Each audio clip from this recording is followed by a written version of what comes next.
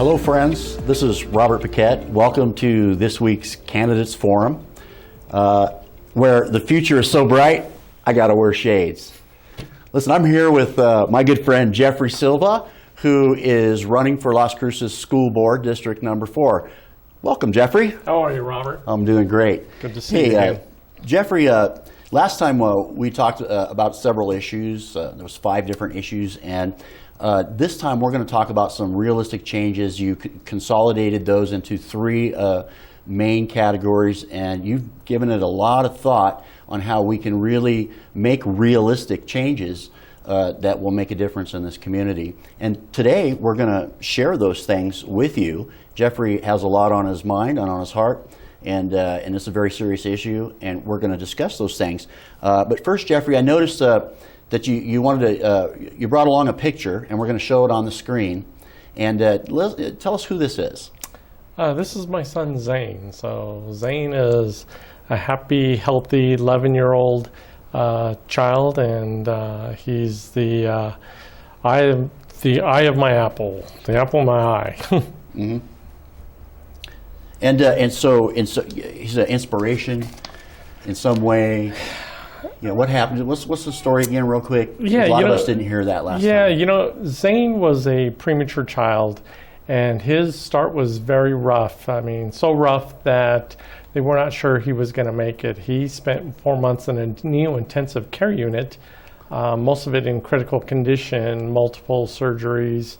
And I made a promise. I asked the Lord that if he would save Zane's life, I would do all that I could for the community. And I've done a lot together with this community, with many people, possibly even you watching the show, that have really made a difference in this community to kids. We're committed to kids. And you know, Jeffrey, that's one of the reasons why I am behind you 100%.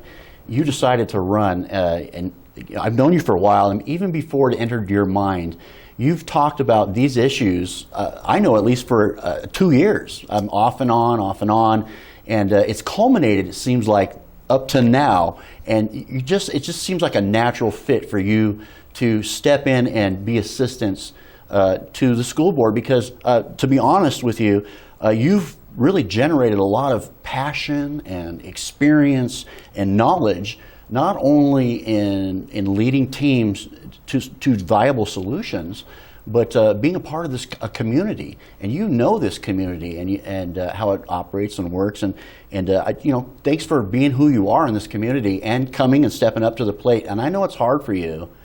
You work full time, and you do other things as well. And this is a non-paying position, so you are here because your heart is in it and you want to see this change happen. And I just wanted to let you guys know that too. And he probably wouldn't tell you, he's pretty modest, but that's the truth, the honest truth. Jeffrey, there's a couple of questions I want to ask you. Sure. Some people have asked me, they said, hey Robert, you know, you're his campaign manager, where's the signs at? You know, where's the signs? I don't see any signs anywhere. Jeffrey, tell me, why don't you have any signs? Yeah, that's a good question, Robert, and many people have asked me the same question. And I truly want the parents and the taxpayers to invest in their children. I don't want them to invest in signs for me. Signs come and go, but kids are forever. So that's why I'm not taking any money. So, you know, signs. every resource you get will, you know, and I've seen you do it in the past, basically, and I can vouch for them, it goes towards the cause. Absolutely, yeah. So it doesn't need to be, you know, we're here to explain to you, the public, and Jeffrey wants an opportunity to explain to you, the public, why exactly he's running. And we feel like once you understand the reasons why, it's perfectly logical, and he's the right man. Yeah, you know, there are 3 main points to why I'm running. You know, the safety of our children, a good education for our kids, and the well-being of our children. The top 3 things that I want to talk about tonight with you is the bullying in schools. Let's start off with that. That's a great topic. As a matter of fact, it's one of the hottest of the 3 that we're going to talk about tonight. You know, let me start off asking a tough question with you, because I know you mentioned in the last show how policies weren't quite right and maybe we need to look at those. And I've looked at those policies, and there are already bully policies in place, Jeffrey. I got to be honest with you. Are you going to go in there and disrupt the policies and everything? Or what's your plan really in interacting with the school board? Is it going to create new policies, or how's that going to work? I'm not quite sure. No, good question, because I have read the policies as well, and they are good policies. I've also been out in the community, and I've been talking to a number of parents that feel that those policies are not being applied equally across the district. And I know for a fact, one of my friends that is a community leader here, whose daughter has been bullied, but she seems to be getting no traction with the conversations that she's having. And these policies are in place and they're very specific. But as far as I'm concerned, I would love to see us create a task force made up of parents and made up of teachers. And, you see something, say something. Every report I know is investigated. However, I'm not sure that is actually happening. And it could be for a number of reasons. One of the reasons is, are we educated to really know what bullying looks like? If somebody's coming home hungry, were they skipping lunch? Were they feeling intimidated at lunch? Were they being lunch shamed? These things exist. They truly exist. Yes, they do. You said something just a little bit ago that just piqued my interest, and that was a task force. Yes. A task force, and how would that be different? How does that fit in to the way it works now? How does it work now, and how would a task force work? Just explain that. The task force, I think we would create like an advisory committee, volunteers that want to get together, right, and maybe keep bullying in the front of everybody's minds at the school level, at the student level, because we need to be proactive, not reactive. And that's where it starts. It starts with education of what does bullying look like? How do we identify it? So do you feel like up to now that in our current school administration system, we've been mostly reactive rather than proactive? Absolutely, Robert. I got a text here Friday night from the superintendent of the Albuquerque Public Schools letting me know that yet another child had committed suicide. I don't know the details of it, but I cannot believe that we're talking the loss of a child's life. It saddens me. This is fairly common, isn't it, across the country? Bullying and kids having problems. And give me a little bit of the scope of that. I'm gonna try to find something here. Yeah, it's happening across the country, and a lot of school boards are trying to be reactive and maybe not proactive. I'm not sure if you heard about on the news recently, but yet another child in California, middle school child in California, was being bullied and was captured on camera and lost his life. And I've got a video clip here I want to show you. And you guys watch this. This is incredible. This happens, Jeffrey, you're absolutely right, all over the country. Here in Las Cruces, it happens in Albuquerque. And this is just one of the most recent things that have happened. Now watch this video. With breaking news, a tragic turn of events from a disturbing school fight caught on camera. A middle school boy has now died 9 days after he was brutally attacked. The 13-year-old boy had been hospitalized since he was knocked unconscious. The incident caused outrage over school bullying and now word of his death. KCAL 9's Michelle Geely is live in Moreno Valley, where district officials just wrapped up a news conference. Michelle. Well, we've learned that there is increased security on this campus here behind me, Landmark Middle School, as well as a vigil that's being planned here for 7 o'clock tonight. Now, when I asked the superintendent whether he thought the assault against Diego could have been prevented, the Moreno Valley superintendent said that the investigation is ongoing. The Riverside County Sheriff's Department, which has arrested 2 of Diego's classmates at Landmark Middle School, both of them 13-year-olds, is saying that the boy is remaining on life support so his organs can be harvested. Diego was punched in the face and hit by a second boy more than a week ago, causing him to fall and hit his head against a concrete pillar on campus. He has now been declared clinically dead.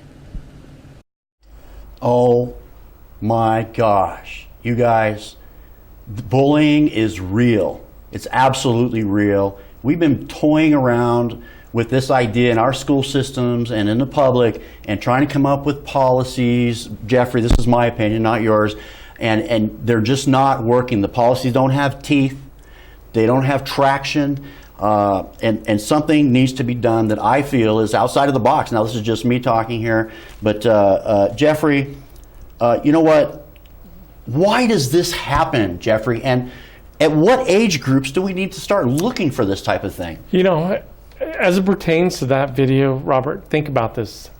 3 families have been impacted. Not only the child that lost his life, but the other 2 middle school students that were arrested. You know, according to research that was done by Dr. Cindy Barreto from San Diego Center of Children's, explained that it's mostly the middle school that are being impacted by bullying, and that many times we need to look for the signs. Right, we need to talk to the teacher. She thinks looking, as I mentioned, looking at, you know, kids' appetites. Are they not sleeping? Are they depressed? Are they not doing their homework? There's a whole number of different signs, but we have to realize, what are these signs telling us? What are they telling us? So this is really important to being proactive then, isn't it? We've got to have someone looking for those signs in order to recognize them. We can't be reactive every time something happens and say, oh, look, there were signs. That's what you're saying, right? Absolutely, and that's why I think it's important to create a task force of parents, of educators, to look for these signs, to educate, so that if we can save just one life, it's worth it. Mm-hmm. And that's some really good stuff, Jeffrey. I can tell you've really been thinking about that. You know, you talked about some preventative strategies. You got to check in with teachers, take all reports seriously. I love the idea of a task force, maybe putting someone in charge and having teachers and who are interested in that, not forcing them, but interested in it, and go out and be proactive and look for the signs and get them before. You mentioned that it peaks out in middle school, yes, right? So why don't we grab it before it becomes a problem, right? Absolutely. Yeah. You know, teach our kids at a young age. I mean, let's be innovative about these ideas to help prevent this type of stuff. You know, maybe a confidential suggestion box, or somebody that's seen something. Yeah, say something. You're right, Jeffrey. You and I were talking to some youth recently who had been bullied, and they said that the reason why that they didn't report anything after the first time is because they're the ones that got into trouble, and they're the ones that were getting bullied, and so they don't want to report it. Yeah, you know, and I can speak from experience, and I mentioned this to you as well. As I remember getting bullied in the 1st grade and getting beat up, and my parents ended up taking me to the school to identify who the kids were that bullied me and beat me up, and I was so afraid I didn't identify him because I was afraid I really was going to get it. And it's a real issue, and it even goes on today. Yeah. And you know, we're gonna take a break real quick, and when we come back, we're gonna hit it hard on trade, technology, preparing our youth for the future in the Las Cruces school system. It's a very hot topic, and we're also going to talk about transparency between the school board and the Las Cruces public and the moms and dads all across this fine city. So stay tuned. We'll be right back, and thanks for watching, guys. Thanks, Jeffrey. Thank you.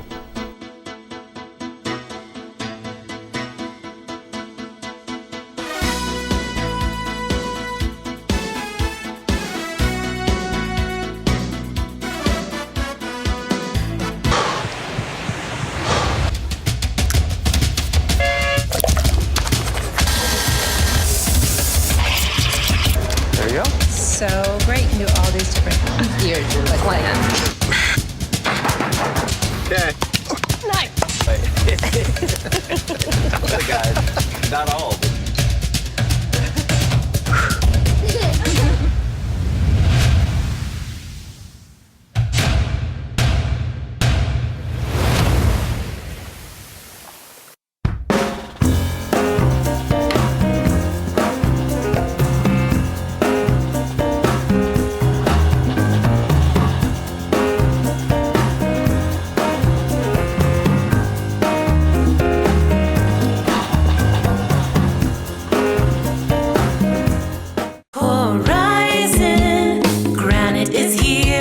Horizon Granite is here. We'll come to you to customize your kitchen and bathroom with beautiful countertops and cabinets. Find out more at horizongranite.com. Call us at 575-650-3180. Horizon Granite is here. It's here. Make yourself a beautiful home.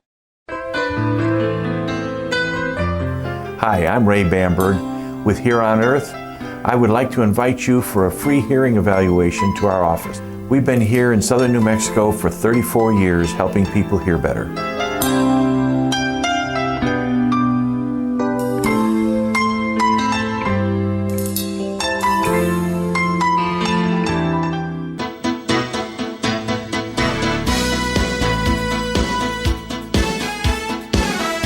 Hello, friends. This is Robert Paquette and my good friend Jeffrey Silva. Welcome back to the Candidates Forum. We're talking about bullying in the schools in the Las Cruces public school system.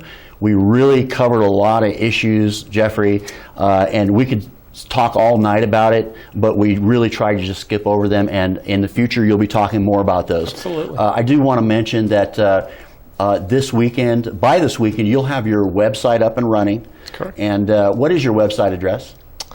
VoteForJeffreySilva.com. Okay, I thought it's Vote for Jeffrey Silva, or is it Vote Jeffrey Silva? Vote Jeffrey Silva.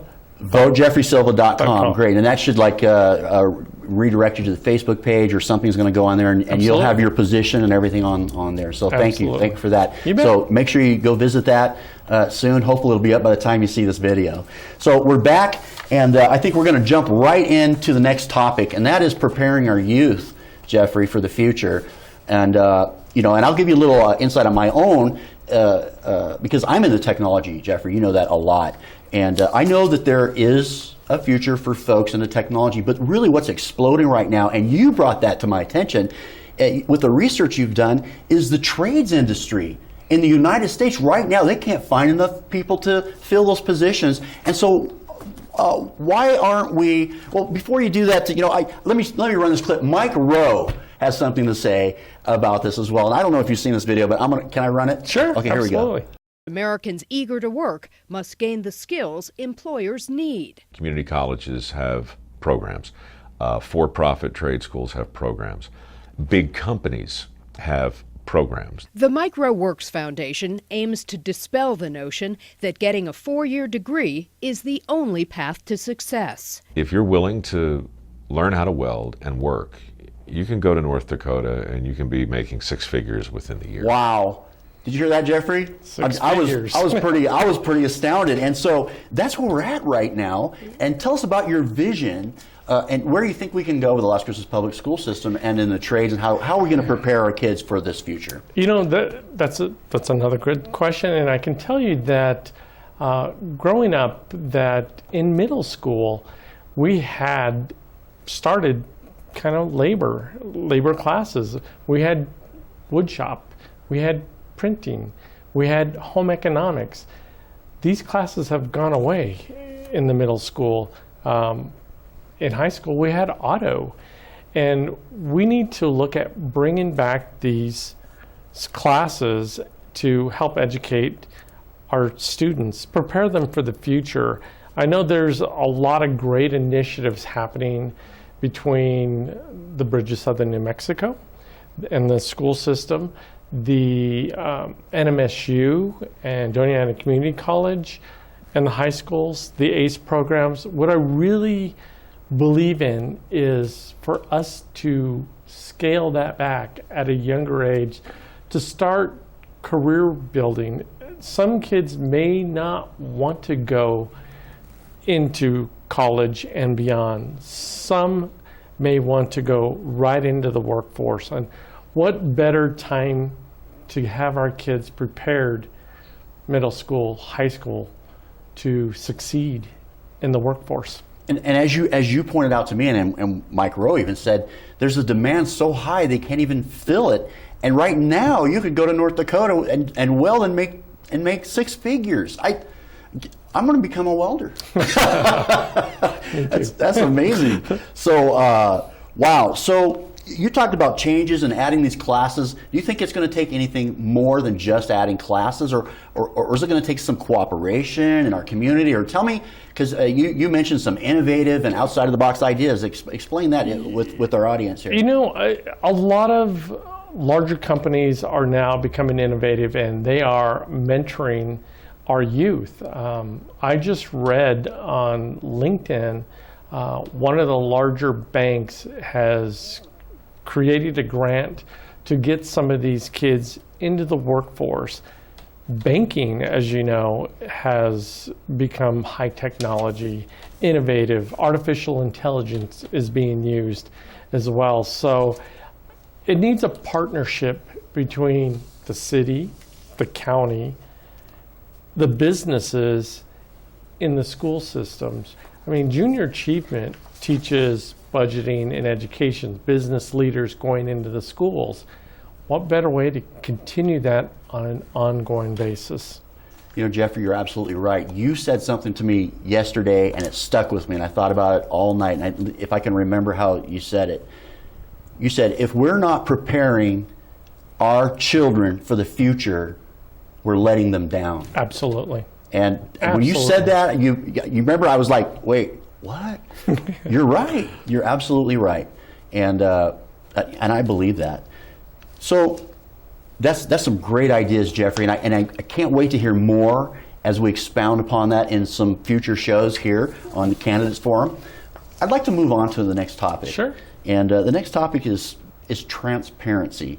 And Jeffrey, when I say the word transparency, and to many of you who are watching this, all of you are probably thinking of different things. What does transparency mean? I could hold up a marble and you can see through it and you say that's transparent. Or I can refer to a person saying, hey, that person is transparent, but only because they're wearing their emotions on their sleeve. Or what does transparency mean to you, Jeffrey? You know, in this sure. It arena? Means being clear, being able to collaborate and communicate with making decisions jointly, so that we don't wake up and read the newspaper and find out a decision had been made without any public input. I'm talking major decisions, because we are talking major tax dollars. Absolutely. And I'm hearing it all the time, and you hear it from your friends in the community. You're very involved in the community.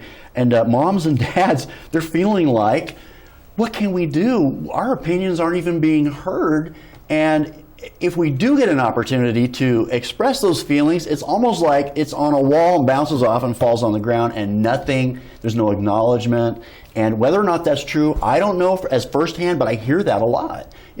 What do you got to say about that? Is that true? Do you hear that as well? I hear it as well. And I think that, you know, I've watched the leadership over the last 4 years, and I feel that we can work together. You know, you out in the audience can work together with me to really work on things together that really impact our children. And I'm talking large dollars that are being spent. So we need to get a strike if we're bowling, right? We need to put that ball down and hit the strike and stop hitting the gutter balls because of these policies that don't have any teeth. Yeah, I mean, it takes follow-up, right. as you said. You know, think of baseball. You know, if the batter is not following through, right, he's not going to hit that home run.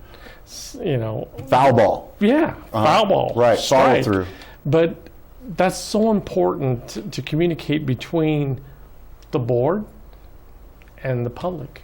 You know, as a parent, I would like to know the things that are impacting my child, and I'm sure you would too. So the policies that are in place, and really what we're hearing is the parents are feeling like they're not being heard. And because a lot of the times they're not following, the school board or whoever it may be, aren't following through with the implementations of these policies. As you see, not everybody's following them, especially with the bully issue and some other issues. And so you want to be more transparent, and that means what? How would you be more transparent in this type of thing? You know, that's another great question, Robert, but I think of innovative ways to be transparent. I would like to create, maybe like a weekly YouTube to communicate, or also a monthly kind of debrief. Talk about concerns of parents, the community. I like that. Coffee with the board. I mean, I'm willing to meet on a monthly basis because it's an investment in all of your kids. And so if it's important to you, it's important to me. As you started the show, this is not a paid position. This takes some time, but it's that important to me to make sure that I answer everybody's question that's on their mind to the school board. And I'm not going to be coy about this. The school board already has policies that address these kinds of issues. And so as far as reaching out and trying to communicate to the public, and it seems to me, though, that they're pretty much, for the most part, not very effective. And so shouldn't we be looking for these type of ideas, like outside of the box ideas and innovative ways to reach today's type of moms and dads that are out there? Absolutely. The world has changed. Technology has changed. The way we communicate with each other has changed. As I mentioned the first time, this phone here, I get text and calls and communications from the schools, from other businesses. This is a powerful tool. I mean, it has more technology than the Apollo missions that went to the moon. I can imagine how wonderful it would be to pull up my phone and find out about the hot issues in the Las Cruces public school system from last month by watching a pre-published video from the board talking about that issue, and possibly even having a guest speaker that has to do with that issue. Then I've got all my questions answered. The school board's being responsible. I just love that idea, Jeffrey. That's awesome. I mean, we've got the technology here. Yeah. Let's use it. Yeah, I agree with you 100%. It has been awesome talking to you. Your ideas are just electric and full of energy and promise. And like I said, the future is so bright. I got to wear shades, guys. You know what, friends? I want to thank you for watching the Candidates Forum this week. And this is Robert Paquette and my good friend Jeffrey Silva, running for the Las Cruces School Board, District Number 4. Thanks for watching, and we'll see you next time.